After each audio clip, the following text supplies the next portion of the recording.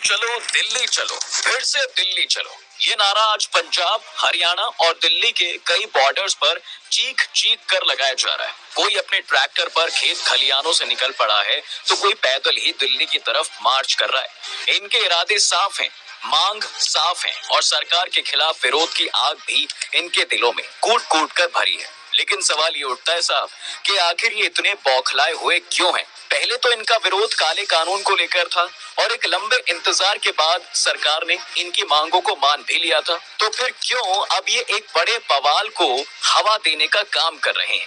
महज 2 साल में ऐसा क्या ही हो गया जो उन्होंने मोदी सरकार के खिलाफ प्रोटेस्ट का बिगुल बजा दिया? और ऐसे में अब सरकार इनकी तरफ क्या एक्शन ले रही है? साल था 2021, तारीख 10 दिसंबर और दिन गुरु नानक जी का जन्म दिवस।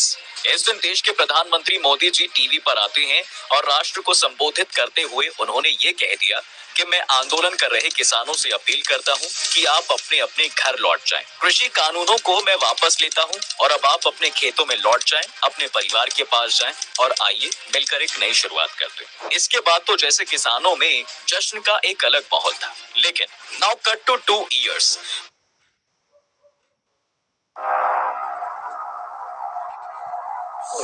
Stop it, Virat.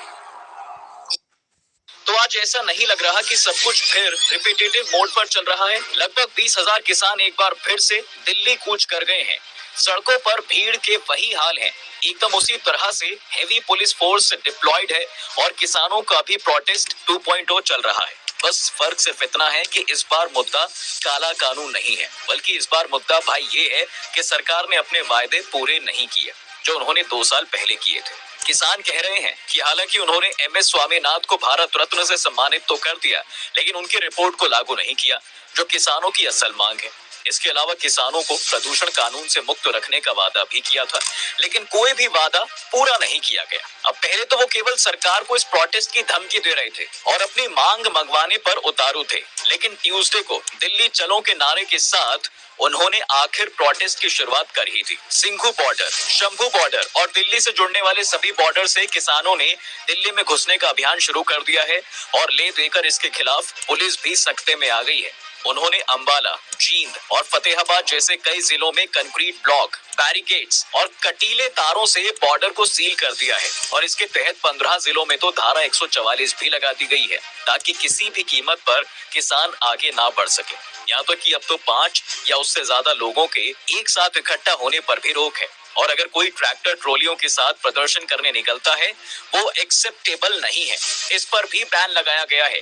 किसानों को रोकने के लिए चंडीगढ़ प्रशासन ने तो यहाँ तक ऐलान कर दिया है कि शहर में 60 दिनों की अवधि के लिए धारा 144 लागू रहेगी। वैसे ऐसे इंतजाम केवल पड़ोसी राज्यों तक सीमित नहीं है, बल्कि दिल्ली पुलिस ने भी इस प्रदर्शन को रोकने के लिए तैयारी कर रखी है। सबसे पहले तो पुलिस द्वारा टीकरी बॉर्डर पर ड्रोन के जरिए निगरानी रखी जा रही है। साथ ही सिंघू बॉर्डर पर 3 लेयर की सिक्योरिटी का प्लान बनाया गया है, बैरिकेडिंग भी की गई है। इसके साथ साथ पूरे सिंघू बॉर्डर से लेकर मुकरबा चौक तक 16 किलोमीटर के रास्ते को 8 जोन में बांट दिया गया है। कुल मिलाकर दिल्ली बॉर्डर के पास किलेबंदी जैसा माहौल है। पैरा फोर्सेस, कटीले तार और कंक्रीट मिक्सर की भी पूरी प्लानिंग है, लेकिन केवल एक ही पॉइंट को लेकर इतना प्रदर्शन क्या थोड़ा ज्यादा नहीं लगता? वेल, इसका जवाब जानने से पहले आपको बता दें कि आर्टेरियम के साथ कोलैबोरेट करके हम आपके लिए लाए हैं रामलला की हूबहू छवि, जो अयोध्या के राम मंदिर में विराजित रामलला की मूर्ति का ही प्रतिरूप है। वही दिव्य रूप, सौम्य मुस्कान और मनमोहक छवि आपको श्री राम के इस बाल स्वरूप में भी मिलेगी, जो आर्टेरियम ने बखूबी बनाया है। तो अभी ऑर्डर करने के लिए मिस्टिका 10 कूपन कोड का इस्तेमाल करना ना भूलें। इस पर आपको 10% का डिस्काउंट मिल जाएगा और इसका लिंक आपको डिस्क्रिप्शन में मिलेगा। आइए अब अपनी कहानी पे वापस से आगे बढ़ते हैं। तो देखिए, किसान आज इसलिए बौखलाए हुए हैं क्योंकि सरकार ने जब 3 काले कानूनों को वापस लिया था तब उन्होंने बहुत से वादे किए थे। उन्होंने ये विश्वास दिलाया था कि आंदोलन से जुड़े और पराली जलाने पर दर्ज सभी मामलों को वापस लिया जाएगा। साथ ही तब सरकार ने यह भी आश्वासन दिया था कि MSP के एक नए ढांचे पर काम करने के लिए एक नई कमेटी बनाई जाएगी। इस कमेटी में राज्य, सेंटर और कृषि विशेषज्ञों के अलावा किसान नेताओं को भी शामिल किया जाएगा। और इसमें सबसे बड़ा वादा तो ये था कि पंजाब की तर्ज पर हरियाणा और उत्तर प्रदेश राज्य सरकारें भी मृतक किसानों के परिजनों को 5 लाख का मुआवजा और नौकरी भी देंगी। लेकिन इन सभी वादों को कहीं ना कहीं सरकार ने ठंडे बस्ते में डाल दिया। पिछले सालों तक इस पर कई बार सरकार और किसान के बीच बातचीत भी होती रही और यहाँ तक कि पिछले सोमवार भी इस पर सरकार और किसानों के बीच में बैठक हुई थी, लेकिन इस बैठक का कोई भी हल नहीं निकला। कमाल की बात तो ये थी साहब कि सरकार और किसान के बीच ये बैठक लगभग 5 घंटे तक चली, लेकिन आखिर में किसानों ने यही फैसला किया कि वो 13 फरवरी को 10 बजे दिल्ली कूच करेंगे और अब उनकी मांगे बिल्कुल साफ होंगी। दरअसल अब किसान चाहते हैं कि सरकार डॉक्टर स्वामीनाथन रिपोर्ट की सिफारिशों के अकॉर्डिंग ही सभी फसलों के लिए एमएसपी यानी मिनिमम सपोर्ट प्राइस कानून बनाए। अब अगर आप सोच रहे हैं कि स्वामीनाथन रिपोर्ट क्या है, तो बता दें कि 18 नवंबर 2004 को प्रोफेसर एमएस स्वामीनाथन की अध्यक्षता में एक कमेटी बनाई गई थी, जिसमें देश के किसानों की हालत सुधारने के रास्ते खोजे गए थे। इस रिपोर्ट में बताया गया था कि सरकार किसानों की फसलों को लागत मूल्य से सीधे 1.5 गुना कीमत पर खरीदे और आगे अपने हिसाब से बेचे। इसके अलावा कमेटी ने स्पेशली किसानों के लिए लैंड रिफॉर्म्स, सिंचाई, प्रोडक्शन, क्रेडिट और बीमा, फूड सिक्योरिटी से संबंधित सिफारिशें भी की थी, लेकिन अभी तक इस रिपोर्ट के अकॉर्डिंग सरकार और किसान के बीच कोई सहमति बन नहीं पाई है और इसे लेकर ही वो लंबे समय तक सड़कों पर रहने के लिए तैयार भी हैं। अब उनकी मांग है कि भाई किसानों और मजदूरों के लिए गए कर्ज को माफ कर दिया जाए। इसके साथ ही एक ऋण राहत कार्यक्रम भी लागू किया जाना चाहिए। इसके अलावा नेशनल लेवल पर लैंड एक्विजिशन लॉ 2013 को भी लगाया जाना चाहिए, जिसमें किसानों से लिखित सहमति ली जाती है और कलेक्टर रेट से 4 गुना मुआवजा दिया जाता है। अब किसानों का ये भी कहना है कि 58 साल से ज्यादा उम्र के खेतीहर मजदूरों के लिए प्रति माह पेंशन देने की योजना लागू की जाए और दिल्ली आंदोलन के दौरान जान गंवाने वाले किसानों के परिवारों को भी मुआवजा दिया जाए। किसानों के पास एक मुद्दा ये भी है कि लखीमपुर हिंसा के पीड़ितों को न्याय मिले। अक्टूबर 2021 में घटी इस घटना में 8 लोगों की जान चली गई थी। 12 फरवरी को सुप्रीम कोर्ट ने इसी मामले में केंद्रीय मंत्री अजय कुमार मिश्रा के बेटे आशीष मिश्रा को दी गई अंतरिम जमानत और बढ़ी भी थी। इसे लेकर भी किसान थोड़ा नाराज हैं। इसके अलावा उनके कुछ मुद्दे ये भी हैं कि एग्रीकल्चर प्रोडक्ट्स, डेयरी प्रोडक्ट्स, फल सब्जियों और मांस पर इंपोर्ट प्राइस कम करने के लिए अलाउंस बढ़ाया जाए।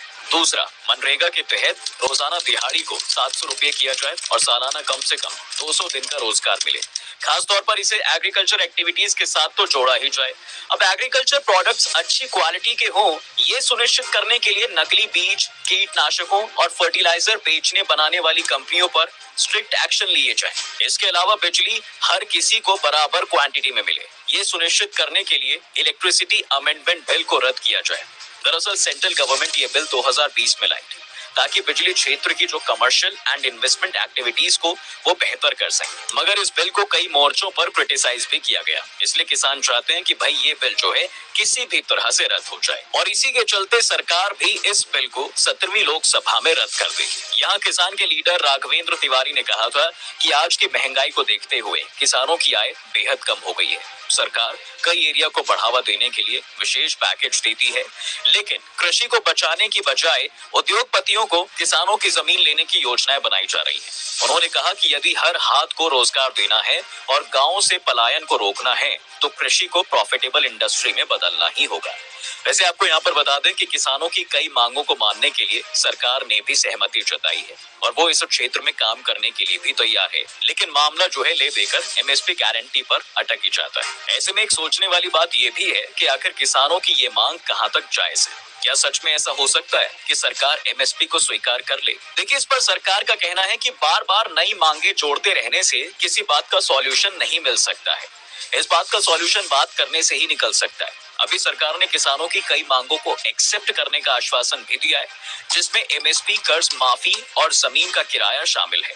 इसके अलावा सरकार की तरफ से किसान सम्मान निधि के तहत 75,000 करोड़ रुपए दिए जा रहे हैं। 5 साल में 3.5 लाख करोड़ से ज्यादा दिया जा चुका है, लेकिन एमएसपी की गारंटी देने पर सरकार ने बातचीत करने का सुझाव दिया है। और एक तरफ से देखा जाए तो इस मांग को मानने से भी सरकार को भी कई परेशानियों का सामना करना पड़ सकता है। जाहिर है भाई कि एक मास लेवल पर फसलों को खरीदना, उसे सुरक्षित रखना और इसकी